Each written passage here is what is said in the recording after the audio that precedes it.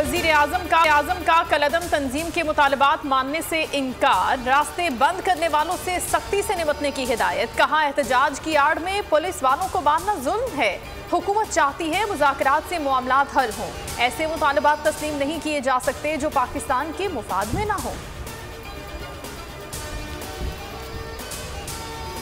हुकूमत का कलअदम तंजीम से अस्करी तंजीम की तरह निपटने का फैसला। फवाद चौधरी कहते हैं कलअदम TLP मजहबी जमात नहीं, अस्करियत पसंद ग्रुप है।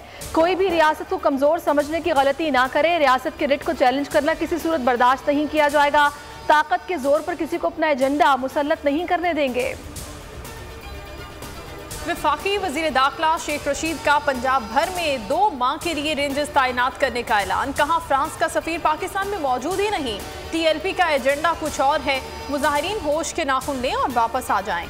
IG पंजाब राव सरदार कहते हैं पंजाब के हर शहरी का तहफ़्फ़ुज़ हमारी जिम्मेदारी है। अमन व अमान हर सूरत कायम किया जाएगा। हुकूमती ऐलानात के बावजूद मुजाहिरीन वापस नहीं गए। इस्लामाबाद की तरफ मार्च करने वाले मुजाहिरीन कामोकी की हदूद में दाखिल। रोकने के लिए कई सड़कों पर कंटेनर्स रख दिए गए, खड्डे खोद दिए गए। पुलिस की भारी नफरी तैनात। पुलिस और मुजाहिरीन में तसादुम से 4 पुलिस एहलकार जाँ बहक, मुतअद्दिद जख्मी।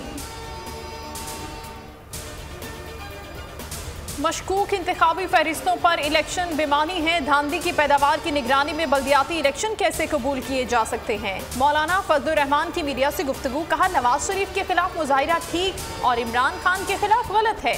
जो मुजाहिरीन पर जुल्म करेगा उसे हुकूमत का कोई हक नहीं। मामले को कानून के दायरे में हल किया जाए।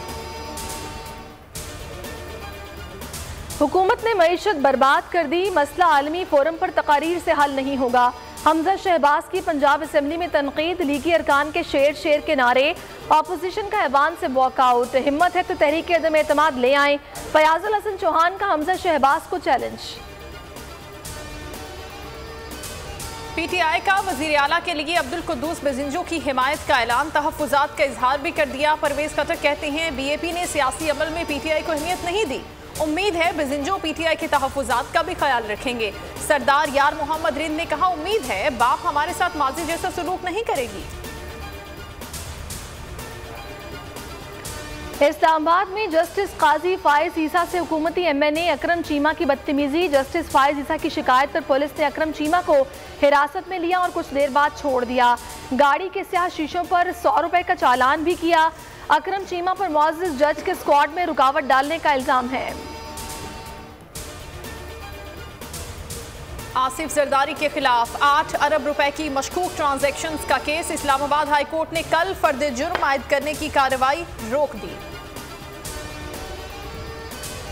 सऊदी अरब से मिलने वाली रकम हमारे लिए बहुत मुफीद है। सऊदी अरब माहाना $10 करोड़ मालियत का तेल मौखर अदायगियों पर फराहम करेगा।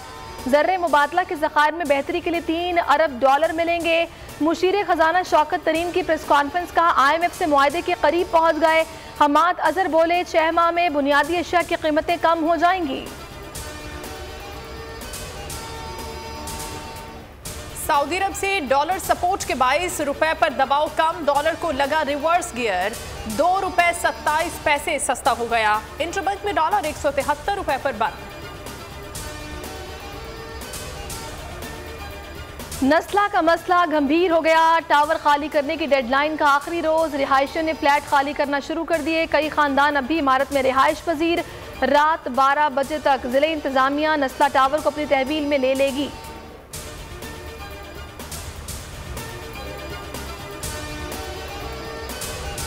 T20 मार्का बांग्लादेश को मुसलसल दूसरी शिकस्त। नॉकआउट मरहले में रसाई खटाई में पड़ गई। इंग्लैंड ने बंगाल टाइगर्स को 8 विकेटों से हरा दिया। सेमीफाइनल में पहुंचने के इम्कान रोशन हो गए।